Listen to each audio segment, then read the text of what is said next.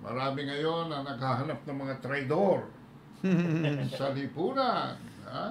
At ang unang nambabato ay ang gobyerno sa mga panahong ito.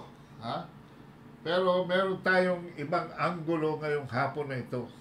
At tayo babalik sa kasaysayan para malaman natin ang punot dulo kung sino talaga ang mga traidor sa bayan. Well, unang-una, ito po ay napabalita na tungkol dyan sa paghahakot ng mga kayamanan or natural resources tulad ng lupa na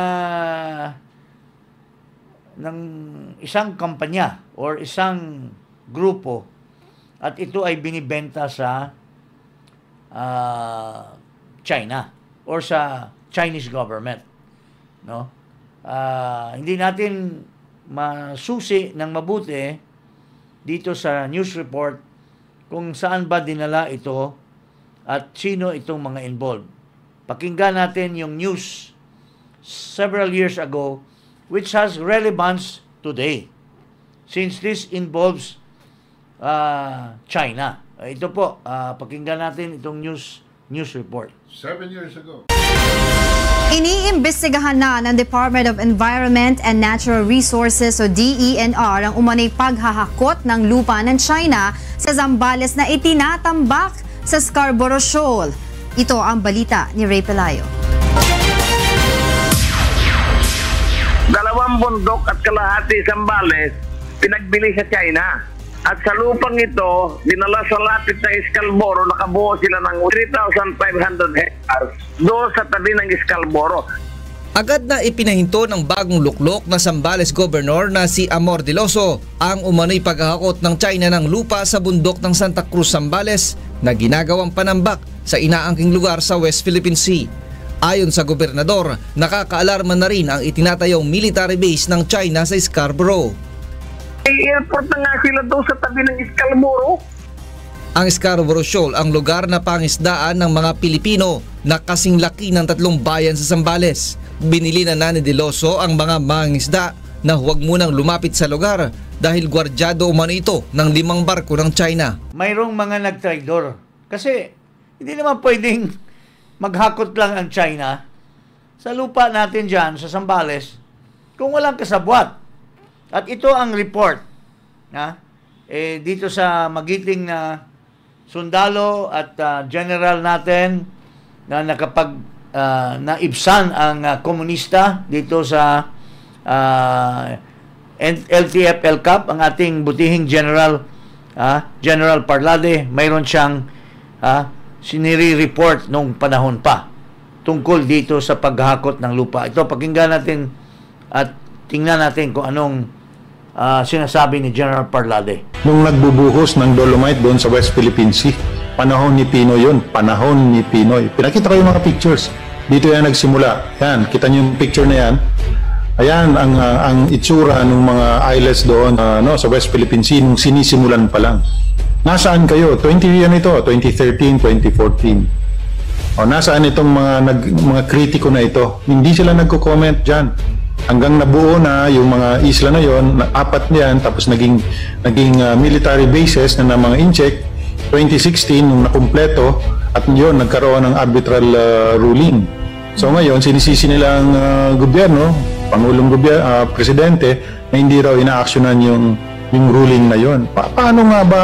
Paano mo yan na-actionan? Nakatutok sa iyo yung kanyon ng incheck, yung mga ang tanong, ano ang ginawa nila nung ang mga isla na ito ay tinatambakan? Sabi nila, ang comment ng isang netizen, sabi niya, tulog ka ba nung nagpa-file ang gobyerno doon sa arbitration? Tulog daw ako. Sabi ko, hindi nga ako makatulog kasi at that time nandun ako sa J3 sa operations ng Armed Forces at nire-report namin itong mga reclamation na ito ng incheck doon sa West Philippine Sea, panahon ni Pinoy, pero hindi nila pinapansin. Lately, nalaman namin, 2017 ito nung nalaman ko, Yung pala, ang may clearance nito, si Executive Secretary Paquito Ochoa. Ito, pangalanan ko na para tumimik na ito. Ito kaya pala, every week, ito si E.S. Ochoa, nandun sa Basilan, sa Zamboanga, para mangolekta nung share niya doon sa mga dolomites at sa mga lupa na dinadala doon sa West Philippine Sea. Galing yan doon sa Tumbagaan Island. Ngayon, patag na. Ngayon, halos nasira na yung isla.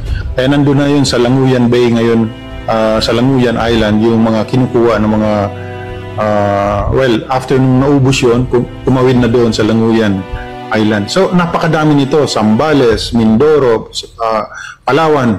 Lahat ng mga quarries natin nag-contribute ng lupa doon sa West Philippine Sea. 2014, 2015. Tulog daw ang AAP. Kaya nangyari yun. Alam ko. Before final message, ibig sabihin po ba nito, yung sinasabi kasi ng Aquino administration, isa itong kanilang legasiya, itong pagkapanalo natin sa arbitral ruling na itong sa West Philippine Sea, mukhang sa kwento niyo po, sila ang mukhang nagpalala-pala ng sitwasyon po doon. Oh yes. Alam mo, walang kasing laki pa lang ng basketball court ang reclamation doon. Ni-report na namin ito kasi nakuha na namin ng picture ito. Hindi nila ina-actionan. 3 months, 4 months, 5 months after, every week, every other week, may picture kami. Hindi nila ina-actionan. Alam mo, nung meron malaking building doon sa isang isla, eto na nga, mga military structures na yung nandoon. Ayun, may lumusot niyan sa media na litrato. At doon nagsimulang malaman ng taong bayan na mayroon palang nangyayaring reclamation doon. Ano ang ginagawa ng ng Pilipinas? Wala. Bakit? Kasi binibili sa kanila, binibenta ni Paquito Ochoa yung mga lupa. Wow. So he earned from it. Oh yes, definitely. Binenta pala tayo. Binenta tayo. Ngayon, sasabihin nila ang traidor yung Pangulong Duterte, administrasyon nito. No, I'm sorry, Executive Secretary Ochoa, nananahimik ka. Ang tagal ko na itong sinasabi. Walang sumasalungat dun sa sinasabi ko. Kasi alam nila, totoo ito. Ang daming sundalo nakakalam yan. Nireklamo ng ating mga Naval Task Force sa Mindanao yung pagkuha ng mga barko na ito, pagkuha ng mga lupa doon sa isang isla sa Mindanao. Alam mo ang sagot ng Malacanang nung pinadala namin yung report? No, you secure them. Pinasecure pa doon sa Navy yung barko ng Incheck na naghahakot ng lupa. Albert de Rosario, do they know this? I think they know it. Sa highest level, alam nila ito. Kaya yung tribunal na yan, drama-drama lang yan. I even asked the Chief of Staff then and the Secretary, National Defense, sir, why don't you call for the convening of the National Security Councils? This is serious. Ilang isla na yung, alam mo, wala pang alam ang buong Pilipinas noon na mayroon ng reclamation. Why? Kasi nga sinusuppress yung balita. Walang lumalabas na litrato, walang lumalabas na ano. Ang sabi ng Malacanang, let's maintain our relationship with China. Aquino said that. Noynoy Aquino presidency said that. Yes. At kaya hindi nag-convene ng National Security Council kasi siyempre malalaman ng ibang presidente bakit ganyan ang nangyayari. National Security Council kasi kasama dyan yung mga past presidents, ang daming kasama doon. Wala, 6 na tao lang ang nag-attend ng meeting na yun. So ang desisyon, wag nating let us not rock the boat. Ituloy lang yung kaso, but let's not rock the boat. Why? Kasi for every barge na puno ng lupa na tinatambak doon sa West Philippine Sea, ang laki ng kinikita ng ni Ochoa at saka yung mga kasama pa nila dyan. Sino pa yung iba? Sino pa yung iba? Sila Lasherda? I don't know really. Okay, basta you're just sure about Ochoa. Oh yes, kasi every week nandun yan sa Zamboanga, nangungulekta ng duffel bag ng pera niya. Grabe. Saan ba itong Ochoa ngayon? Ha? Sino ba itong Ochoa na ito? Ang sinasabi? Ha? Ito ang partner ni Lisa Marcos sa kanyang law office. Ha? Marcos Ochoa. Ha? Serapio Tan. At noong panahon na yan, partner pa sila sa law office nung Most. So, hindi naman natin sasabihin na nung panahon na yun ay nakikinabang din si Lisa Marcos sa pinagkikitaan ni Ochoa dyan sa... Yan ang mga dapat imbestigahan. Dapat imbestigahan itong Ochoa na ito. Kasi nasaan ba itong Ochoa na ito ngayon? Marcos Jr. Hindi ba nasa opisina mo ito or advisor mo ngayon ito, Mr. Marcos Jr.? At saka bayaw yan. At saka housing. Kaya nga lalagay yan si Acosar dahil dito kay Ochoa. Magbayaw daw yan. At saka tinutulugan ng mga members ng Commission on Appointment yung conflict of interest. Nitong si Putol daw ang tawag nila dyan Itong si, what's the name of this guy? Yung secretary ngayon ng Human Settlements. Si Acosar. Acosar. We are not making Acosar here, We are just we are not accusing. We are not accusaring here. We are just saying that itong Acosar ay brother-in-law ni Ochoa. At si Ochoa partner ni Lisa Marcos. At Ochoa ay nabalitaan natin na advisor ngayon sa kasalukuyang administrasyon. At may mga nagsasabi na siya ang nagtulak kay Acosar na magiging Secretary of the Housing and Settlement. And that is a conflict of interest dahil ito ang isa sa pinakamalaking kontraktor ng housing. So, what will prevent him from pushing his company to get the transactions of the housing authority for his company to gain more money from the government? Ang dami kasi naghahanap ngayon ng mga trader from within daw. From within. Yes. Anong tawag mo riyan? At saka ito rin yung na-chismis na yun ang naghinto. May in-expose na papeles si Ginang Marlica at ito ay kinonfirm ni President Duterte na itong PIDEA ay nagkaroon ng aksyon na i-raid yung isang request for operations. Isang aksyon na i-raid yung isang suspected venue, a condominium in Rockwell. Na yun daw ay ito yung venue ng mga nagko-cocaine. Ang isa sa naglalagay ng pangalan ay itong si Maricel Soriano, di umano, at itong Bongbong Marcos. At sabi nitong operative ng PIDEA, hindi daw nila na ituloy ang pag-raid dahil mayroong isang cabinet secretary na pumigil. And di umano, it turns out to be this guy by the name of Ochoa. Yun ang sabi sa vlog ni Maharlika, mga kababayan.